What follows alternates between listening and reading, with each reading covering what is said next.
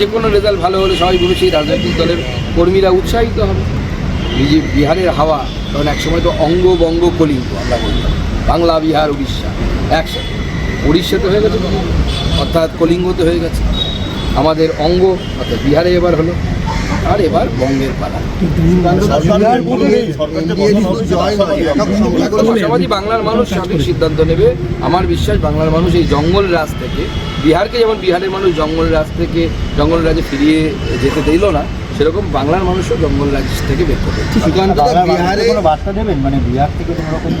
বাংলার মানুষকে এটাই বলবো যে যেরকম বিহারের মানুষ এটা সিদ্ধান্ত নিয়েছেন যে জঙ্গল রাজে ফেরত না যাওয়ার জন্য, টিম আলো জ্বলবে না, যেন কাজের জন্য যেরকম বিহারের মানুষ যেন বাইরে যেতে না হয়, বিহারে সেই ধরনের উন্নয়ন চলছে। আগামী দিনে অনেক শিল্প স্থাপন হবে বিহারে, আমার বিশ্বাস।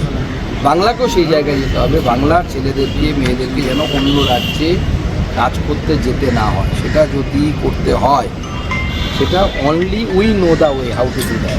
আমরা জানি কীভাবে করতে হয়, কারণ আমরা করে দেখিয়েছি। আমাদের সামনে এক্সপেরিমেন্টাল মডেল আছে, আমাদের সামনে মধ্যপ্রদেশ আছে, আমাদের সামনে কিছুটা হলেও বিহার আছে, উড়িষ্যা আছে। উড়িষ্যাতে কত দ্রুত গতিতে উন্নয়ন হচ্ছে, সমস্ত বড় বড় ডেভেলপাররা এখন উড়িষ্যাতে দৌড়চ্ছে। ভুবনেশ্বরে জমির দাম বাড়ছে দিনকে দিন, কেন হচ্ছে? কারণ ডেভেলপমেন্ট হচ্ছে বলে।